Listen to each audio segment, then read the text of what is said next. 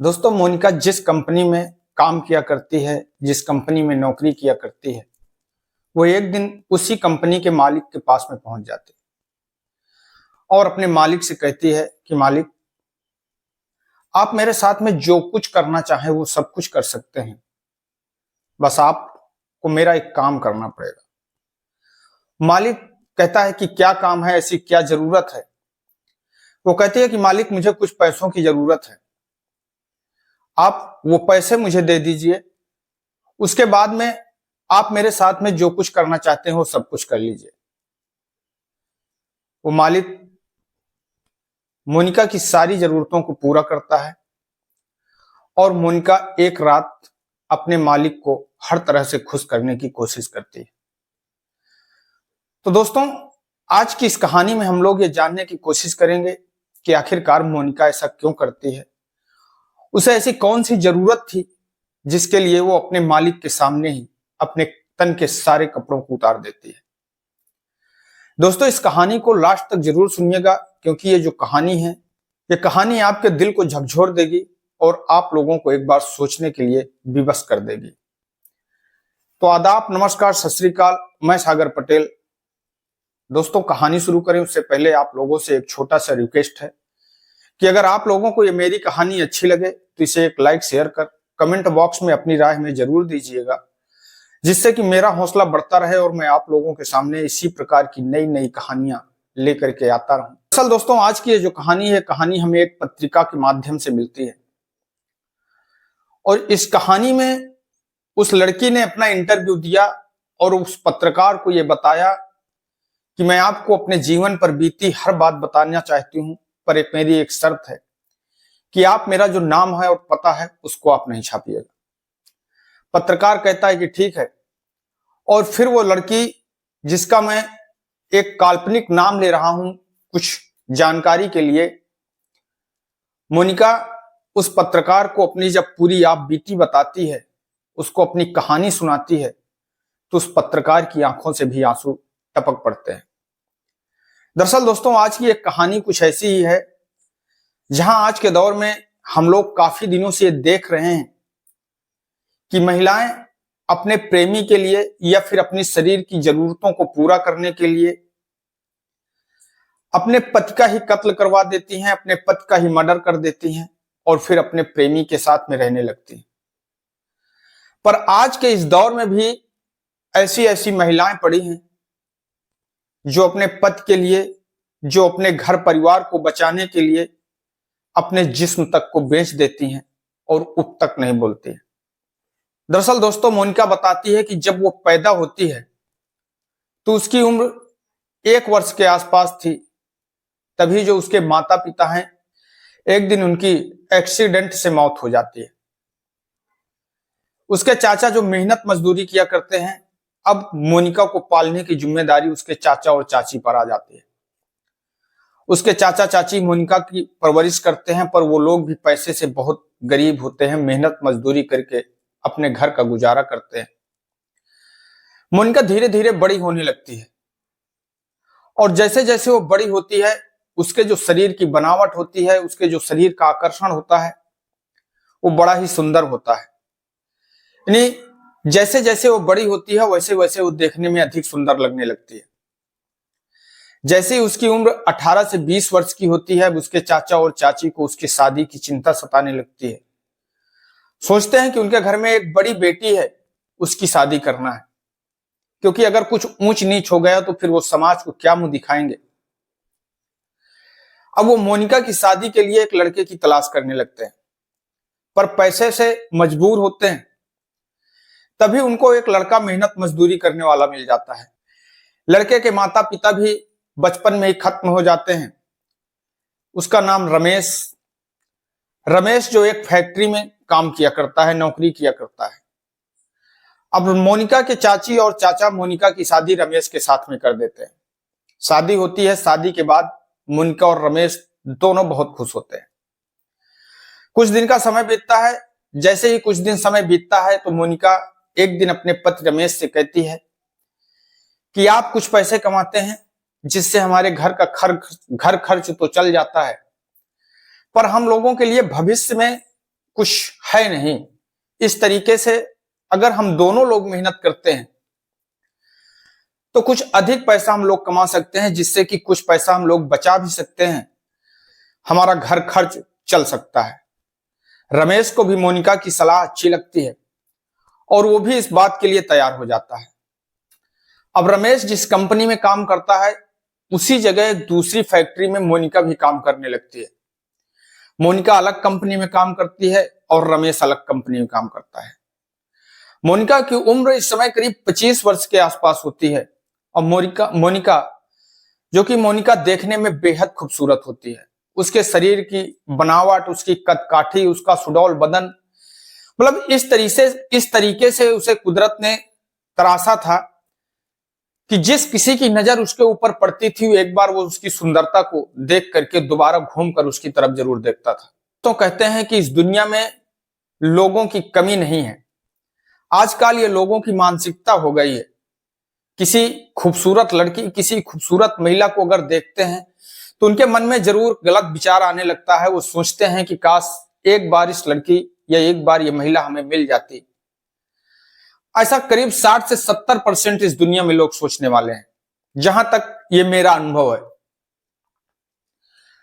मोनिका को जब कोई उस नजर से देखता था, मोनिका तुरंत समझ जाती थी कि इस व्यक्ति की आखिरकार नजरें किस तरह से उसे देख रही हैं, पर वो अपने काम पर चुपचाप अपना सर नीचे को कर जाती थी और अपना सर नीचे को करके आती थी।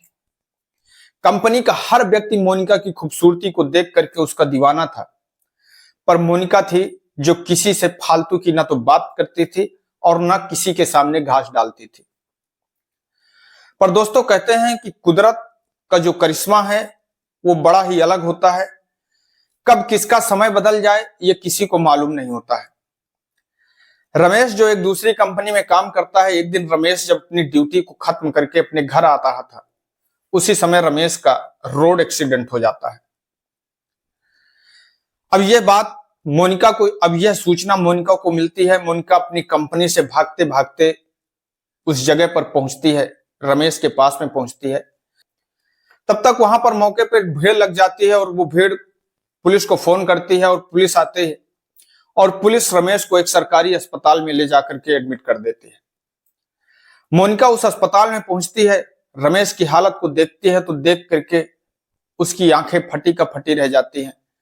दरअसल दोस्तों वो एक्सीडेंट बड़ा ही भयंकर होता है और उस एक्सीडेंट का नतीजा यह होता है कि जो रमेश का आधे शरीर का अंग होता है वो आधा अंग काम करना बंद कर देता है। मोनिका अपने पति को देखती है तो बहुत ज्यादा परेशान होती है। कुछ दिनों के बाद में अस्पताल से रमेश को छुट्टी मिल जाती है, पर रमेश की हालत अब ऐसी होती है कि ना तो वो उठ पाता है ना तो बैठ पाता है। बिस्तर पे ही लेट्रिन, बिस्तर पर ही पेशाब। मोनिका अपने पति रमेश की बहुत अच्छी तरीके से सेवा करती है, पर उसके सामने एक समस्या थी कि उसे कंपनी में भी जाना है, क्योंकि अगर वो नौकरी छोड़ देगी तो फिर उसके घर खर्च कैसे चलेगा, और रमेश की देखभाल भी करना है। वो 8 घंटे 12 घंटे अपनी कंपनी में जाकर के ड्यूटी करती है और उसके बाद में अपने पति की पूरी तन मन धन से सेवा करती है, क्योंकि वो ये चीज सोचती थी कि अगर उसके जीवन में, अगर उसकी जिंदगी में, अगर इस दुनिया में कोई उसका है तो केवल उसका पति है। उसके चाचा चाची भी इतने पैसे वाले नहीं होते हैं कि जो उसकी मदद कर सकें। बाकी सारे रिश्ते नाते तो आप लोग समझते ही हैं कि जैसे ही लोगों को ये लगता है कि सामने वाले की कुछ जरूरत है, लोग बोलना बंद कर देते हैं कि कहीं वो हमसे पैसे न मांग ले, कहीं हमसे कुछ ऐसी चीज न मांग ले, और अगर हमने उसको ये चीज दे दिया तो फिर वो हमें वापस कहां से करेगा। ये सोच करके बाकी रिश्तेदार भी अब मोनिका से बात करना बंद कर देते हैं। मोनिका को इस चीज का कोई गम नहीं होता। मोनिका 8 घंटे जाकर के अपनी कंपनी में ड्यूटी करती है और उसके बाद में अपने पति रमेश के पास आती है। रमेश को टट्टी, पेशाब, मतलब हर तरह से उसकी सेवा करती है। कई बार रमेश अपनी पत्नी मोनिका से कहता है कि मोनिका, आपकी जिंदगी अभी नई नई है, अब मैं ठीक होने वाला नहीं हूं।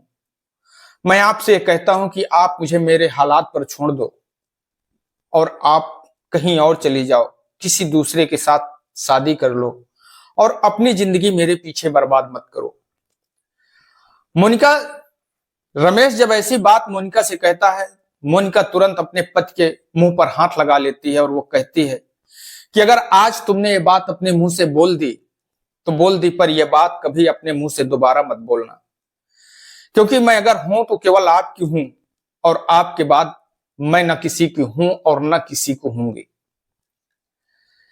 रमेश और मोनिका इस तरीके से अपने जीवन को काट रहे हैं। मोनिका मन ही मन कभी कभी बहुत ज्यादा परेशान होती है, सोचती है, भगवान से प्रार्थना करती है, अपने दिल की बात अपने दिल में करके खुद अकेले में जाकर के रो लेती है कि आखिरकार भगवान उसने ऐसा कौन सा पाप किया था, उसने ऐसी कौन सी गलती की थी जिसकी सजा उसे पूरे जीवन तक मिल रही है। बचपन में माता पिता ने साथ छोड़ दिया और अगर उसको एक पति मिला तो आज उसकी पति की भी ऐसी हालत है कि वो कुछ करने के लायक नहीं है, उसका साथ देने के लायक नहीं है। पर मोनिका ये ठान चुकी थी कि उसके नसीब में जो है उसे कोई बदल नहीं सकता है और इसलिए अब वो जो भी है उसका सब कुछ रमेश ही है। कुछ दिनों का समय बीतता है। कुछ दिन के बाद में फिर एक दिन मोनिका अपने पति रमेश को लेकर के अस्पताल जाती है, उसको दिखाने के लिए, उसका चेकअप करवाने के लिए। जब वो डॉक्टरों को दिखाती है तो डॉक्टर लोग मोनिका से कहते हैं कि आपके पति की हालत ठीक हो सकती है, उसके लिए आपके पति का ऑपरेशन करना पड़ेगा और ऑपरेशन का जो खर्च है वो करीब 8 लाख रुपए है। अगर आप 8 लाख रुपए की व्यवस्था कर सकें तो आपके पति की हालत ठीक हो सकती है, वरना ये पूरे जीवन ना तो चल सकेंगे ना तो बैठ सकेंगे, पूरे जीवन इसी प्रकार इनका बिस्तर पर ही गुजरेगा। मोनिका ये बात सुनती है तो सुन करके परेशान होती है। फिर वो अपने घर अपने पति को लेकर के आती है, नहलाती है, धुलाती है, खाना खिलाती है, कंपनी जाती है, लौट करके आती है तो अकेले में बैठ कर रो लेती है। भगवान से कहती है कि भगवान, आखिरकार मैंने ऐसे कौन से पाप किए हैं, किस पाप की सजा आप हमें दे रहे हो। फिर सोचती है कि उसके पास में 8 लाख रुपए कहां से आए, किससे वो पैसे ले, कोई उसे पैसे देने वाला नहीं है। और जब ये बात रमेश को पता लगती है तो रमेश एक दिन मोनिका से कहता है कि मोनिका, मैं जानता हूं कि आप क्या सोचकर परेशान हो, कितने पैसे कहां से लाऊं, और मैं ये भी जानता हूं कि इतने पैसे हम लोगों को कोई देने वाला नहीं है, इसलिए आप मुझे मेरे हालत पर छोड़ दो और आप अपना एक नई जिंदगी की शुरुआत कर दो। मोनिका अपने पति रमेश से कहने लगती है कि देखो, आपको इस सब चीज की टेंशन लेने की जरूरत नहीं है, आपको परेशान होने की जरूरत नहीं है। मैं जिस कंपनी में काम करती हूं उस कंपनी से मैं 8 लाख रुपए कर्ज के रूप में लूंगी और फिर पूरे जीवन वहां पर नौकरी करूंगी और नौकरी कर करके उसका कर्ज उतार दूंगी। जैसे ये बात रमेश सुनता है तो रमेश को भी अपनी पत्नी पर गर्व होता है, पर वो भी हताश था, निराश था। उसे न कहीं कहीं अपने पत्नी पर बड़ा ही आश्चर्य होता था। पर मोनिका अपने पति रमेश से हरदम ये कहती थी कि आखिरकार अगर क्या मेरे साथ ये हो जाता तो आप मेरा साथ छोड़ देते, अगर आप मेरा साथ नहीं छोड़ सकते थे तो फिर मैं आपका साथ कैसे छोड़ सकती हूं। दोस्तों, शायद ऐसे पति पत्नी या ऐसा जीवन साथी मिलना आज के समय में मुश्किल ही नहीं बल्कि नामुमकिन है। पर कहते हैं कि जिन लोगों के प्यार में, जिन लोगों के बीच में केवल प्यार होता है, वहां पर पैसे की कोई अहमियत नहीं होती। अब एक दिन मोनिका अपनी कंपनी के मालिक के पास में जाती है और अपने मालिक से कहती है कि साहब, मुझे 8 लाख रुपए की जरूरत है, मुझे 8 लाख रुपए आप दे दीजिए और मैं पूरे जीवन आपके यहां नौकरी करूंगी और धीरे धीरे करके आपका सारा पैसा चुका दूंगी। उस कंपनी का मालिक, जो एक 60 साल का बूढ़ा व्यक्ति होता है, बड़ा ही अय्याश टाइप का वो व्यक्ति, जिसकी नजर आज से नहीं बल्कि जब से मोनिका उस कंपनी में गई थी तब से ही उसकी नजर मोनिका पर खराब होती है, क्योंकि मोनिका देखने में इतनी सुंदर होती ही है।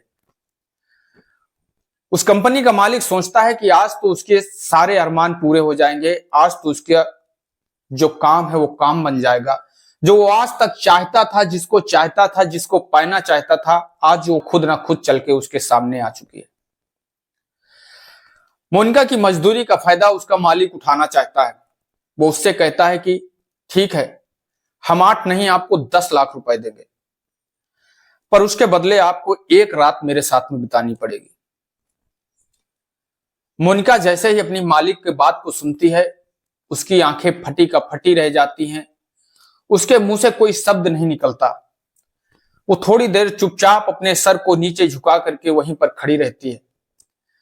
उसका मालिक कहता है कि सोच लो, विचार कर लो, अगर आपको पैसे चाहिए तो फिर आपको एक रात मेरे साथ गुजारनी पड़ेगी। मोनिका कहती है कि ठीक है मालिक, मुझे एक दिन का वक्त चाहिए, मैं सोच करके आपको बताती हूं। मोनिका वहां से चुपचाप अपने घर आ जाती है और घर आने के बाद में अपने पति को खाना देती है, पानी देती है, उसकी सेवा करती है। रात को जब वो लेटती है, उसके पति को नींद आ जाती है, वो सो जाता है। मोनिका चुपचाप लेट करके सोचती रहती है कि आखिरकार उसे क्या करना चाहिए, क्या नहीं करना चाहिए। पूरी रात वो सोचती है कि अगर वो अपने मालिक की बात नहीं मानती तो फिर उसका जो पति रमेश है वो पूरे जीवन चल नहीं सकेगा, पूरा जीवन उसका बेकार हो जाएगा।